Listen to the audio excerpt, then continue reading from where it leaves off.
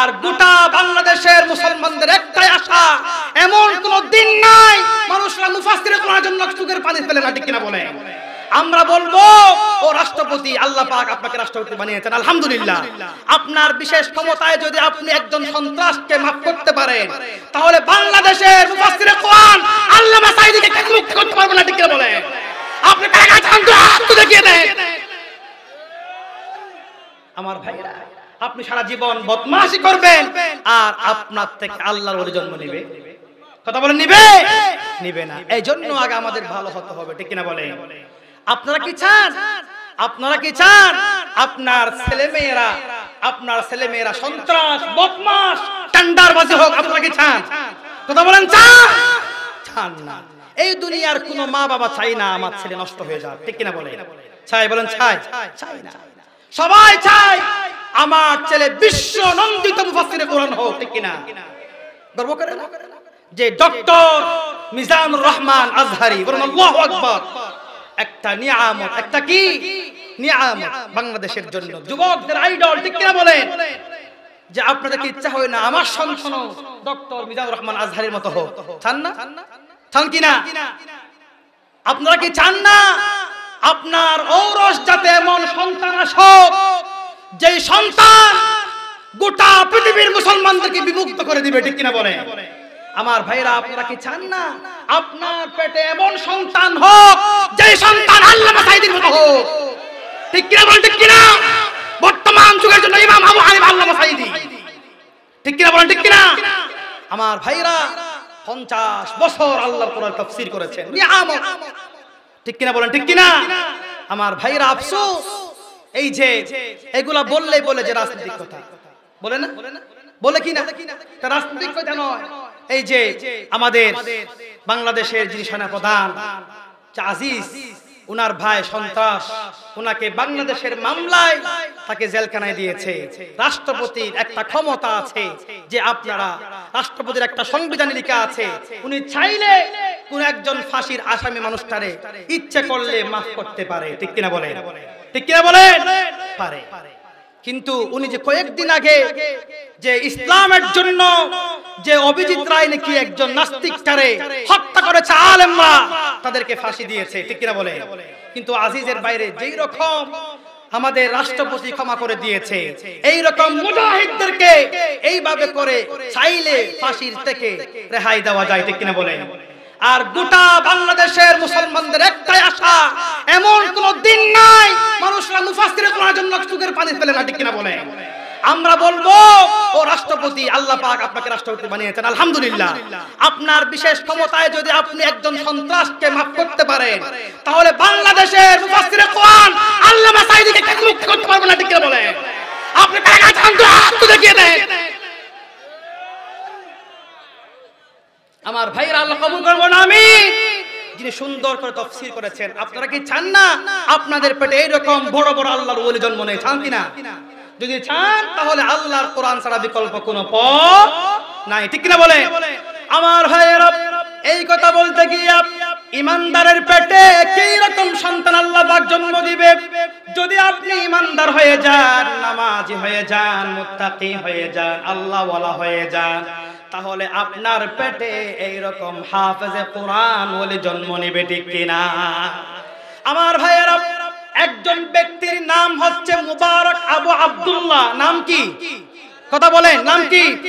মুবারক আবু আব্দুল্লাহ একজন আল্লাহওয়ালা, এমন দিনদার, এমন মুত্তাকি, উনি আল্লাহকে সব সময় ভয় করেন, ঠিক কিনা বলেন? ইমানদাররা সব সময় ভয় করে কারে? কথা বলেন, কারে? ইমানদাররা আল্লাহ ছাড়া কাউকে ভয় করে না, ঠিক কিনা বলেন? আমার ভাইয়েরা, ওই মুবারক আবু আব্দুল্লাহ উনি আল্লাহর এমন একজন ওলি, এমন একজন দিনদার, উনি আঙ্গুর বাগানে বাস করে, চাকরি করে। কোথায়? কথা বলেন, কোথায়? আঙ্গুর বাগানে চাকরি করে। আঙ্গুর বাগানে চাকরি করে, অনেকদিন চাকরি করে। একদিন উনার মনিব এসে বললেন, মুবারক আবু আব্দুল্লাহ, আমার বাগান থেকে আমার জন্য একটা সুস্বাদু আঙ্গুর নিয়ে আসো। বলেন আল্লাহু আকবার। কি নিয়ে আসো? কি নিয়ে আসো? আঙ্গুর নিয়ে আসো, মিষ্টি আঙ্গুর নিয়ে আসো।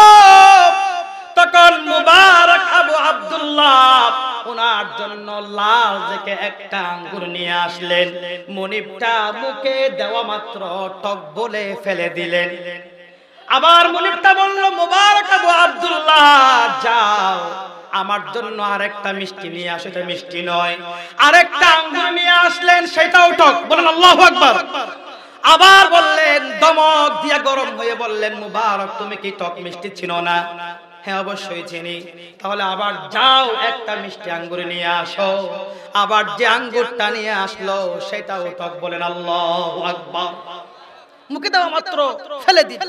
কিছু আঙ্গুর আছে না, দেখলে মনে হয় খুব মিষ্টি হবে, মুখে দিলেই বোঝা যায় মিষ্টি না টক, ঠিক কিনা বলেন? তখন মালিক দমক দিয়ে বলল, হে মুবারক আবু আব্দুল্লাহ, তুমি কি টক মিষ্টি চিনো না? তোমাকে বললাম একটা মিষ্টি নিয়ে আসতে, কেন তুমি টক আনলা?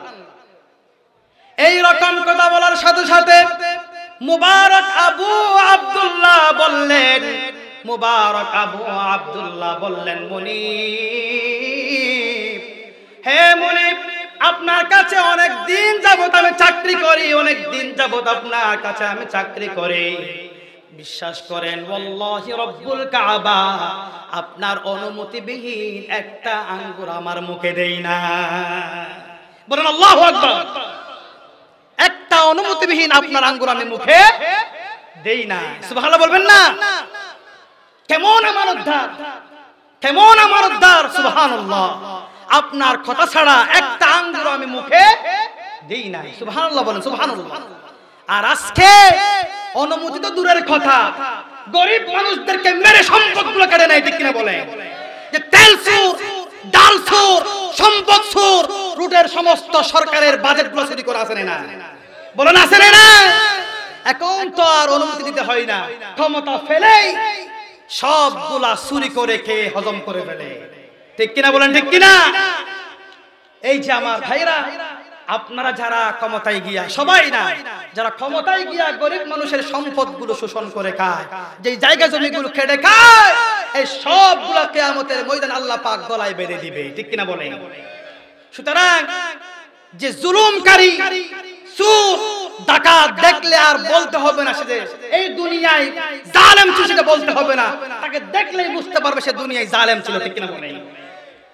আজকে কত সম্পদ লাগে গরিব মানুষের, এতিম মিসকিনের হকগুলো খাইয়া একবারে সম্পদের পাহাড় গড়ছে, ঠিক কিনা বলেন? এই সম্পদগুলা বড় বড় সাপ হইয়া তাদের কবরে আযাব দিবে, দিবে কিনা বলেন? আমার ভাইরা, হক নষ্ট করা যাবে, তেল ডাল চুরি করা যাবে না। সুতরাং আল্লাহর কোরআন যদি সংবিধান হয়ে যায়, একজন চোর বাংলাদেশে খুঁজে পাওয়া যাবে না, ঠিক কিনা বলেন? চোরকে, সন্ত্রাসকে আর দর্শনকারীকে যদি আল্লাহর কোরআন মোতাবেক ফাঁসি দেওয়া হয়, বিচার করা হয়, তাহলে এই দেশের জানাকারী আর খুঁজে পাওয়া যাবে না, ঠিক কিনা বলেন? আমার ভাইরা, আজকে দেশে বিচার নাই, বিচার নাই বলে দিন দিন অপরাধ বেড়ে যাচ্ছে, ঠিক কিনা বলেন? যারা অপরাধী তারা প্রকাশ্যে বুক খুলে এই দুনিয়ায় ঘুরে বেড়ায়, আর আল্লাহর ওলিরা জেলখানায় বন্দী থাকে, ঠিক কিনা বলেন? আমার ভাইয়েরা, মুবারক আবু আব্দুল্লাহ বললেন, মুনিব, আপনার কথা, আপনার অনুমতিবিহীন একটা আঙ্গুর মুখে দিয়ে দেখি নাই, আজকে মিষ্টি এবং টক পার্থক্য করতে পারছি না। এই জন্য কারণটা হলো আপনি আমাকে আনতে বললেন, কে দেখতে বলেন নাই। সুতরাং এই জন্য আমি 3 বার আনলাম, 3 বারে টক হয়েছে। আল্লাহু আকবার। ওই মুনিব চোখের পানি ছেড়ে দিল।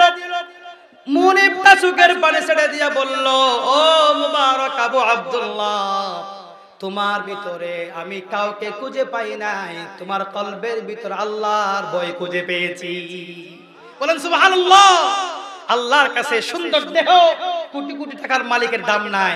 আল্লাহর কাছে ওই বান্দা সবচেয়ে প্রিয় যেই বান্দা যত বেশি আল্লাহকে ভালোবাসবে, ঠিক কিনা বলে?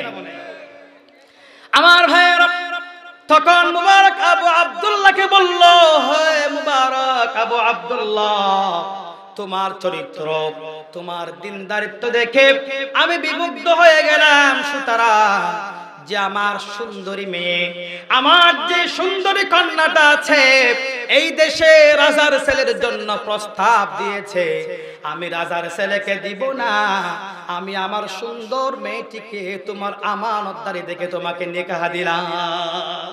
বলেন আল্লাহু আকবার। ও মুরব্বিরা, আপনার মেয়ে এমন একটা সন্তানকে দিবেন যেই সন্তানটা 5 ওয়াক্ত নামাজি, চরিত্রবান, দিনদার, মুত্তাকি, আলেম। ঠিক কিনা বলেন? শুধু আলেম না হয়েই তো ভালো কাজ করা যায়, যায় না? যায় কিনা? আলেম না হলেও দিনদার, মুত্তাকি হয়ে যায় যদি ইসলামী আন্দোলন করেন। ঠিক কিনা বলেন? আমার ভাইরা, এইরকম চরিত্রবান সন্তান দেখে যদি আপনার মেয়েকে দেন, তাহলে আপনার মেয়ের জীবনে অশান্তি আসবে না, শান্তি আসবে। এটা কার ওয়াদা? কার ওয়াদা? আমার ভাইয়েরা, ওই যে মুবারক আবু আব্দুল্লাহ এমন ইমানদার, এমন মুত্তাকি, আমার ভাইরা এমন দিনদার, এমন মুত্তাকি মানুষ দেখে যদি আপনি আপনার সন্তানটারে দেন, আপনার মেয়েটারে বিবাহ দেন, তাহলে আপনার মেয়ে থেকে যেই রকম মুবারক আবু আব্দুল্লাহ এমন চরিত্রবান ছিল, এমন দিনদার, এমন মুত্তাকি ছিল, ওনার ঔরসজাত, ওনার যে সন্তানটা আসলো, সেই সন্তানটা হচ্ছে জগৎ বিখ্যাত মুহাদ্দিস। বলেন আল্লাহু আকবার। আরো জোরে আল্লাহু আকবার। ওনার থেকে যে সন্তানটা জন্ম নিয়েছে, সেই সন্তানটা হলো আব্দুল্লাহ বিন মুবারক। জোরে বলেন আল্লাহু আকবার। আমার ভাইরা, এইভাবে করে যদি আপনারা চোর, ডাকাত, বদমাশকে যদি আপনার সন্তানটা না দেন, টেন্ডারবাজি, আল্লাহর কোরআনের মাহফিল বন্ধকারীদেরকে যদি আপনি আপনার মেয়ে না দেন, তাহলে আপনার থেকে যে সন্তানটা আসবে সে আল্লাহর ওলি হবে। ঠিক কিনা বলেন? আমার ভাইরা, এখন দেশে কি বলবো, এই দেশে চোর, ডাকাত, বদমাশ ভরে গেছে। ঠিক কিনা বলেন? কথা বলা চাই না, কথা বললেই মাহফিলকে বন্ধ করে দেয়, কথা বললেই গ্রেফতার, কথা বললে বলে রাজাকার। ঠিক কিনা বলেন? আমার ভাইরা, আল্লাহ পাকের কথা বলতে গিয়ে যদি, আল্লাহ পাকের কোরআনের কথা বলতে গিয়ে যদি রাজাকার হওয়া যায়, আমার ভাইরা, ইমানদাররা ইমানের জন্য, ইমানদাররা রক্ত না দিয়ে, পরীক্ষা না দিয়ে জান্নাত কেন যায় না? ঠিক কিনা বলেন? আপনি কি মনে করেছেন, আপনি কি মনে করেছেন শুধু মসজিদের ভিতরে গিয়া ইল্লাল্লাহ ইল্লাল্লাহ জিকির করবেন তাহলেই আল্লাহ পাক আপনাকে জান্নাত দিয়ে দিবে? কথা বলেন। মসজিদের ভিতরে ইল্লাল্লাহ ইল্লাল্লাহ করলে কি আল্লাহ জান্নাত দিবে? আল্লাহ পাক ইল্লাল্লাহ ইল্লাল্লাহ জান্নাত দিবে না। আমার ভাইরা, যে যত বেশি ইমানদার হবে, যত বেশি আল্লাহ পাকের পরীক্ষা দিবেন, সে তত বেশি ইমানদার হওয়া যাবে। ঠিক কিনা বলেন? আমার ভাইরা, যার যোগ্যতা যত বেশি, যার যোগ্যতা যত বেশি, তার পরীক্ষার তীব্রতাও তত বেশি। ঠিক কিনা বলেন? আমার ভাইরা, एग्जांपल হলো ক্লাস 5 এর ছেলের পরীক্ষা যত কঠিন হবে, আর এসএসসি পরীক্ষা কি তত সহজ হবে? কথা বলে। ক্লাস 5 এর পরীক্ষা আর দাখিল পরীক্ষার মান কি এক? কথা বলেন, মান কি এক? না।